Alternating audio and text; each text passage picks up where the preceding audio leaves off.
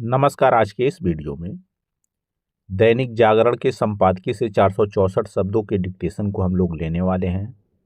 लेकिन अगर आपको ये नहीं पता है कि इन 464 शब्दों की आउटलाइंस क्या होंगी, तो आप हमारे शॉर्ट हैंड टीम ऐप को प्ले स्टोर से डाउनलोड कर सकते हैं। ऐप पर इस पूरे आर्टिकल को शॉर्ट हैंड यानी संकेत लिपि में ट्रांसलेट करके आपको दिया जाता है।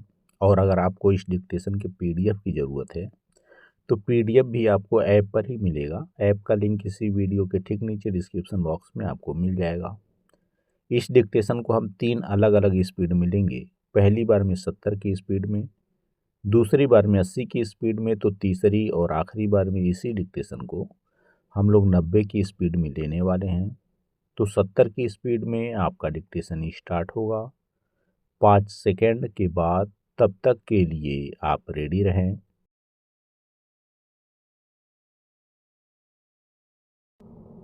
स्टार्ट। कानपुर में 4 बैंक मैनेजरों समेत 8 साइबर ठगों की गिरफ्तारी इस आशंका की पुष्टि करती है कि बैंक कर्मियों और ऑनलाइन ठगी करने वालों में मिली भगत कायम हो गई है। आम तौर पर साइबर ठग ठगी की रकम इधर उधर करने के लिए किसी अन्य के खातों यानी म्यूल खातों का सहारा लेते हैं। ऐसे तमाम खाते बैंक अधिकारियों की साठगांठ से खुलते हैं। कानपुर का प्रसंग पहला ऐसा प्रकरण नहीं जिसमें साइबर ठगी के किसी मामले में बैंक अधिकारियों की भूमिका पाई गई हो।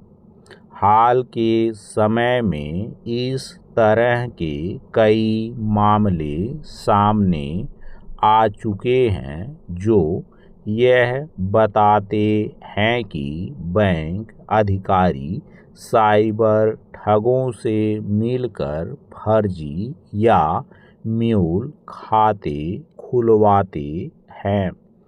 कुछ समय पहले लखनऊ में एक बैंक मैनेजर समेत 4 लोगों को साइबर धोखाधड़ी के आरोप में गिरफ्तार किया गया था। इसी तरह तेलंगाना पुलिस ने एक विशेष अभियान चलाकर साइबर ठगों से मिली भगत में 2 बैंकों के मैनेजरों को गिरफ्तार किया था। ये बिना सत्यापन के खाते खुलवाते थे और इसके बदले साइबर ठगों से कमीशन लेते थे। कुछ बैंक मैनेजर डिजिटल अरेस्ट के जरिए की जाने वाली ठगी के मामले में भी गिरफ्तार किए जा चुके हैं। पैरा साइबर ठगी के मामलों में बैंकों की संदिग्ध भूमिका का सबसे पहले उल्लेख सुप्रीम कोर्ट ने तब किया था जब वह डिजिटल अरेस्ट के नाम पर की जाने वाली ठगी के मामलों की सुनवाई कर रहा था। उसके आदेश निर्देश के बाद साइबर ठगों के खिलाफ सख्ती बरतनी शुरू हुई और उनकी गिरफ्तारियां भी हुई। इसके अतिरिक्त रिजर्व बैंक के निर्देश पर भी बैंकों ने आर्टिफिशियल इंटेलिजेंस का उपयोग करके ऐसी पहल शुरू की जिससे ठगी का पैसा द्रुत गति से एक खाते से दूसरे और दूसरे से तीसरे में हस्तांतरित हो तो बैंकों को इसकी भनक लग जाए, पर यह ध्यान रहे कि साइबर ठग धोखाधड़ी के नए नए तौर तरीके इस्तेमाल करने में माहिर हैं, चूँकि इसकी भरी पूरी आशंका है कि साइबर ठग ऑनलाइन धोखाधड़ी पर लगाम लगाने के लिए सक्रिय एजेंसियों को मात देने के लिए अपने तौर तरीके बदल सकते हैं, इसलिए उन्हें सतर्क रहना होगा। वैसे भी यह देखने को मिलता रहा है कि पुलिस एवं अन्य एजेंसियां डाल हैं तो साइबर ठग पात पात इसकी भी अनदेखी न की जाए कि साइबर ठग भी एआई समेत अन्य आधुनिक तकनीकी का इस्तेमाल करने में सक्षम हैं। इसी कारण वे विदेश में बैठकर भी साइबर ठगी को अंजाम देते रहते हैं। साइबर ठगों की धरपकड़ में तेजी आने के बाद भी यह शुभ संकेत नहीं कि उनके दुस्साहस में कोई कमी आती नहीं दिखती।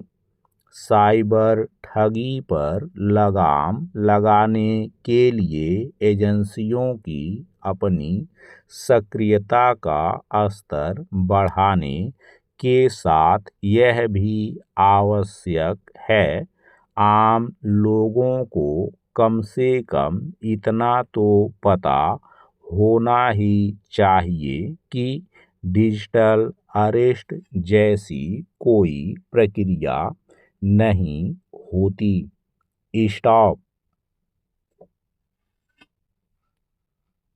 दोस्तों, इसी डिक्टेशन को दूसरी बार में हम लोग 80 की स्पीड में लेंगे और आपका समय स्टार्ट होगा 5 सेकंड के बाद। तब तक के लिए आप रेडी रहें।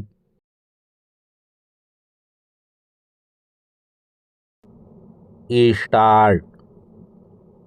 कानपुर में 4 बैंक मैनेजरों समेत 8 साइबर ठगों की गिरफ्तारी इस आशंका की पुष्टि करती है कि बैंक कर्मियों और ऑनलाइन ठगी करने वालों में मिली भगत कायम हो गई है।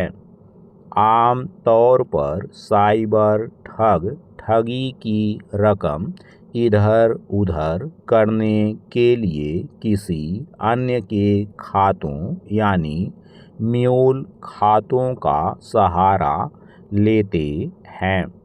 ऐसे तमाम खाते बैंक अधिकारियों की साठगांठ से खुलते हैं। कानपुर का प्रसंग पहला ऐसा प्रकरण नहीं जिसमें साइबर ठगी के किसी मामले में बैंक अधिकारियों की भूमिका पाई गई हो। हाल के समय में इस तरह के कई मामले सामने आ चुके हैं जो यह बताते हैं कि बैंक अधिकारी साइबर ठगों से मिलकर फर्जी या म्यूल खाते खुलवाते हैं। कुछ समय पहले लखनऊ में एक बैंक मैनेजर समेत 4 लोगों को साइबर धोखाधड़ी के आरोप में गिरफ्तार किया गया था।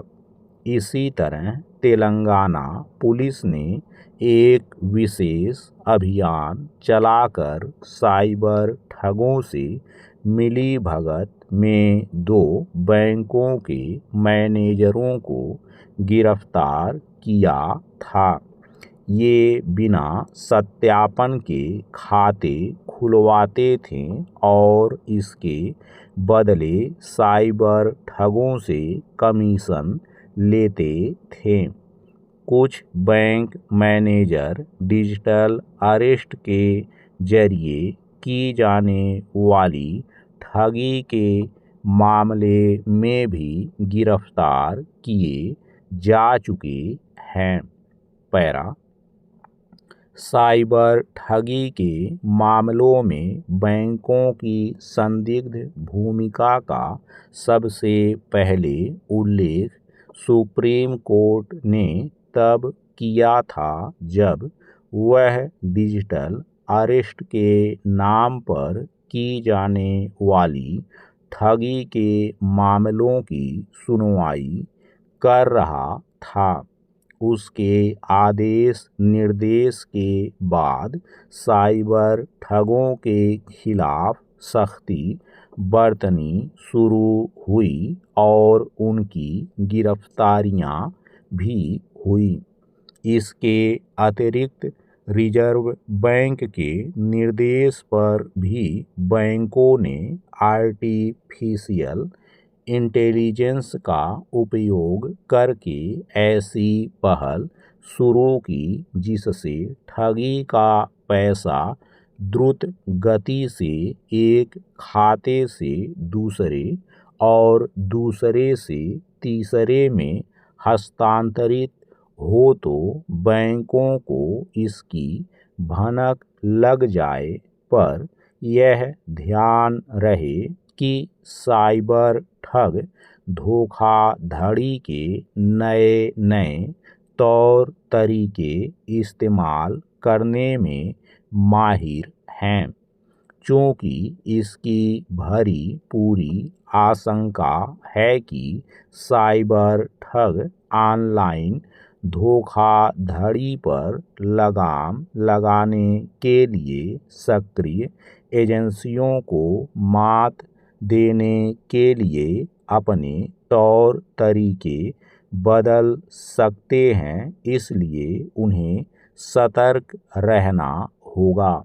वैसे भी यह देखने को मिलता रहा है कि पुलिस एवं अन्य एजेंसियां डाल हैं तो साइबर ठग पात इसकी भी अनदेखी न की जाए कि साइबर ठग भी AI समेत अन्य आधुनिक तकनीकी का इस्तेमाल करने में सक्षम हैं।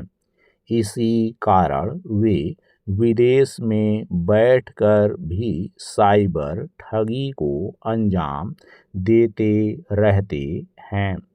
साइबर ठगों की धरपकड़ में तेजी आने के बाद भी यह शुभ संकेत नहीं कि उनके दुस्साहस में कोई कमी आती नहीं दिखती। साइबर ठगी पर लगाम लगाने के लिए एजेंसियों की अपनी सक्रियता का स्तर बढ़ाने के साथ यह भी आवश्यक है आम लोगों को कम से कम इतना तो पता होना ही चाहिए कि डिजिटल अरेस्ट जैसी कोई प्रक्रिया नहीं होती। स्टॉप। दोस्तों, इसी डिक्टेशन को तीसरी और आखिरी बार में हम लोग 90 की स्पीड में लेंगे और आपका समय स्टार्ट होगा 5 सेकंड के बाद। तब तक के लिए आप रेडी रहें।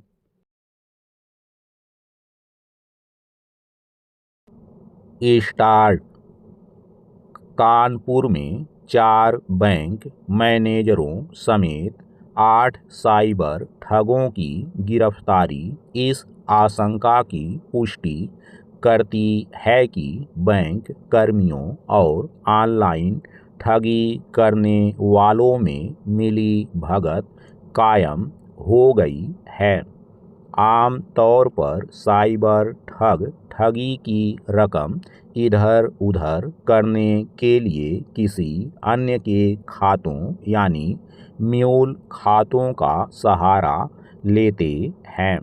ऐसे तमाम खाते बैंक अधिकारियों की साठगांठ से खुलते हैं। कानपुर का प्रसंग पहला ऐसा प्रकरण नहीं जिसमें साइबर ठगी के किसी मामले में बैंक अधिकारियों की भूमिका पाई गई हो।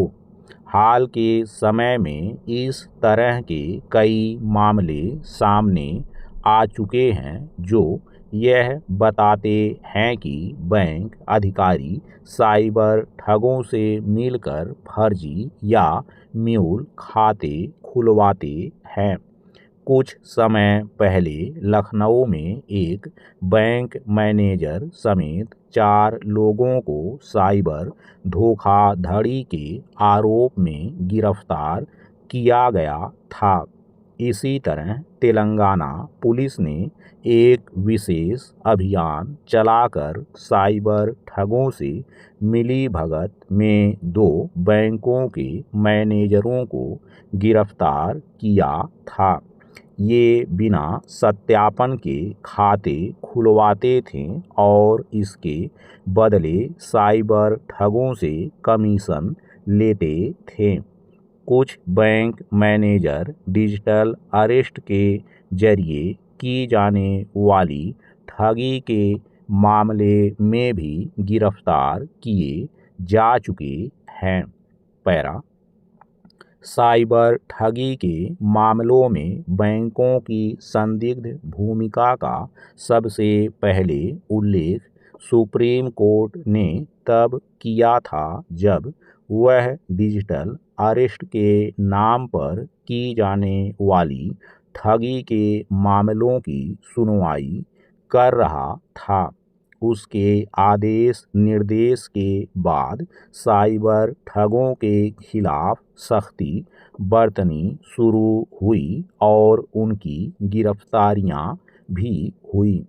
इसके अतिरिक्त रिजर्व बैंक के निर्देश पर भी बैंकों ने आर्टिफिशियल इंटेलिजेंस का उपयोग करके ऐसी पहल शुरू की जिससे ठगी का पैसा द्रुत गति से एक खाते से दूसरे और दूसरे से तीसरे में हस्तांतरित हो तो बैंकों को इसकी भनक लग जाए पर यह ध्यान रहे कि साइबर ठग धोखाधड़ी के नए नए तौर तरीके इस्तेमाल करने में माहिर हैं।